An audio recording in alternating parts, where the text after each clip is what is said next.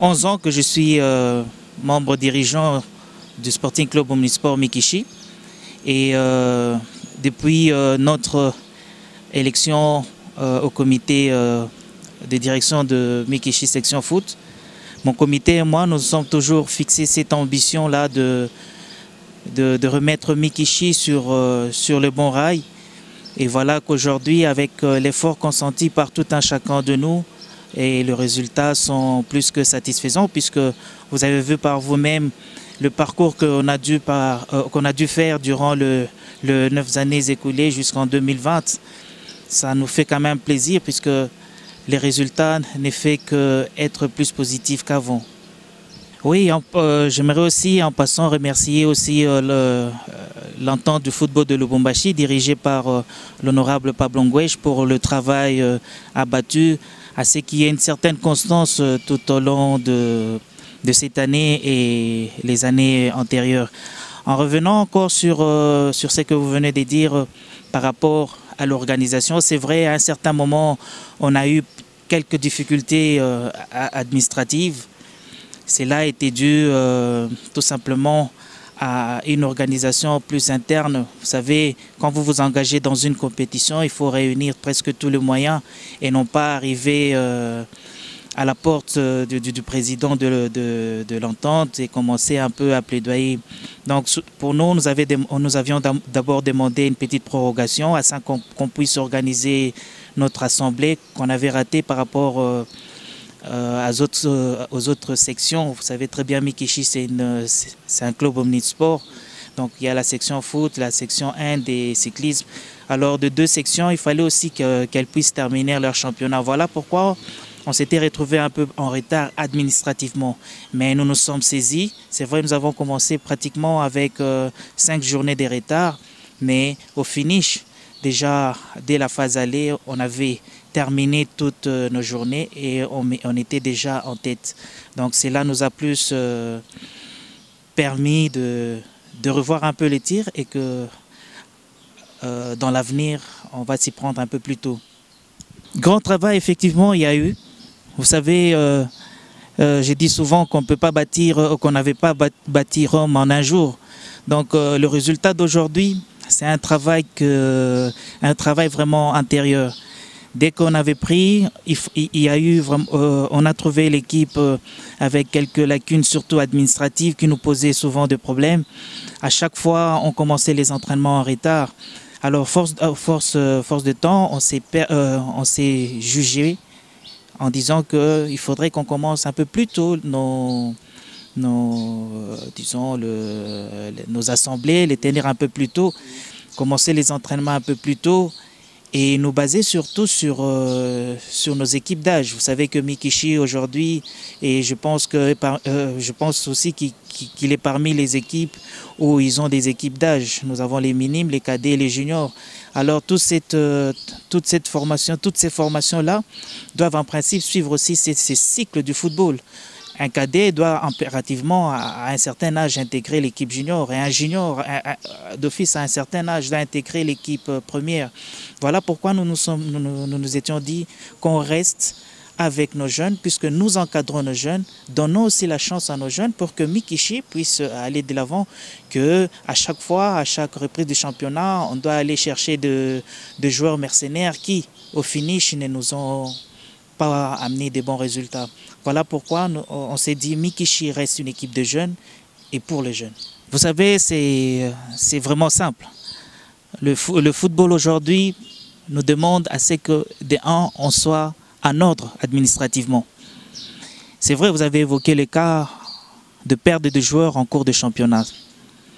Il nous est arrivé plusieurs fois, on a un joueur, nous pensons qu'il était le nôtre, mais en suivant les licences, ce n'était pas notre joueur.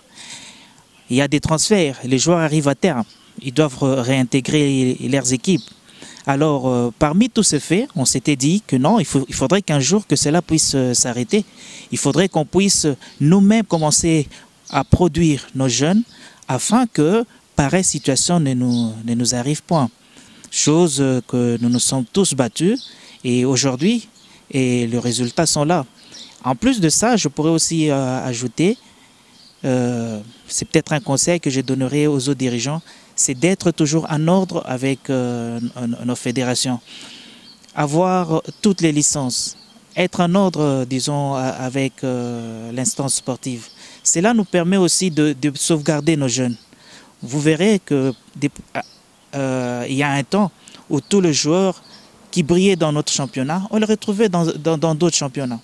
Yves Diba, c'était notre jeune, c'est vrai, vous évoquez ces cas, Yves est parti de la belle forme. Il a été chez Mikishi, il a été transféré de Mikishi, il est parti à Lupopo, Lupopo avec club. Et cela nous a permis aussi de bénéficier et de continuer toujours à encadrer les jeunes.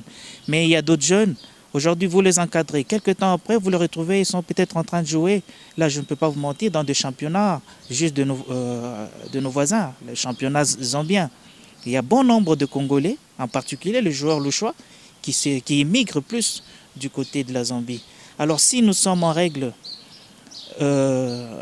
sur le plan administratif, je pense que pareille situation, on pourra éviter. Bon, vous savez, cher Marc, je ne peux pas entrer dans le cœur de Yves Diba. Je pense que cette question, j'aimerais bien que vous lui posez. Pour moi, Yves, c'est un jeune frère que j'ai vraiment apprécié et que je vois le parcours qu'il fait. Aujourd'hui, il est, disons, il est dans le staff technique de The Club qui a terminé presque deuxième. Donc, pour moi, d'abord, c'est un sentiment de joie de voir un enfant de la maison, cette montée vraiment progressive. Il a eu le temps d'apprendre. Pour moi, ma porte est ouverte. Si il estime qu'il peut venir porter une pierre à l'édifice dans l'équipe qu'il a portée jusqu'à son niveau, il est toujours la bienvenue. Donc pour moi, la porte est largement ouverte. Il n'y a pas que Yves Diba, il y a d'autres anciens qui sont avec nous, qui de près ou de loin essaient de nous donner toujours de bons conseils. Donc Didi Kutumbo, il a fait partie de l'effectif. Et puis transféré chez Lupopo, il a fait la pluie et le beau temps. Et je pense qu'aujourd'hui, s'il m'entend, je peux dire aussi que la porte est ouverte. On a besoin de cette expertise de nos anciens, surtout ceux-là qui ont porté et mouillé le maillot de SCOR Mikishi.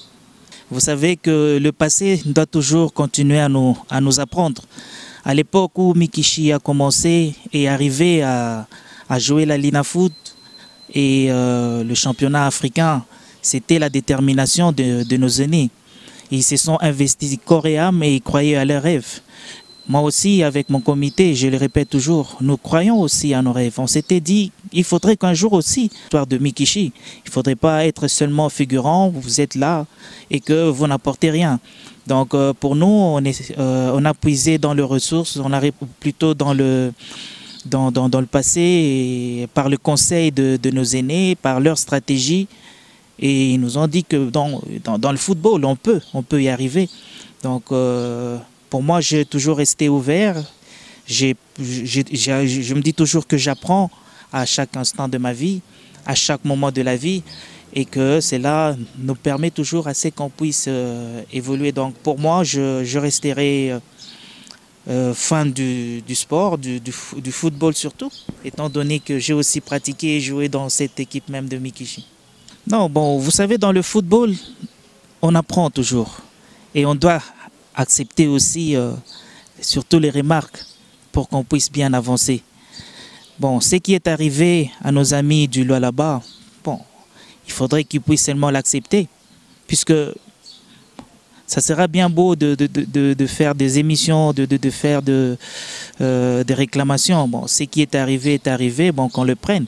La vie doit continuer. Il ne faudrait pas qu'à ce moment où vous êtes vraiment bien investi et baisser les bras et se dire que non, moi je sors du football, j'arrête et tout.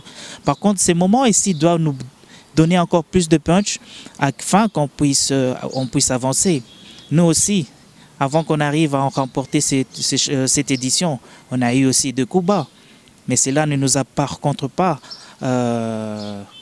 refroidi et se dire bon, nous on arrête, on quitte le championnat. Mais la jeunesse est restée et laissée à la rue.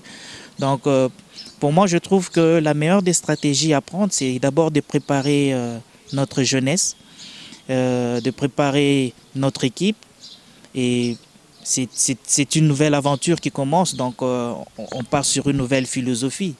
Comme je vous dis, donc c'est d'être en règle d'abord avec la fédération qui chapeaute cette Ligue 2, avoir de bons joueurs, renforcer s'il y a à renforcer.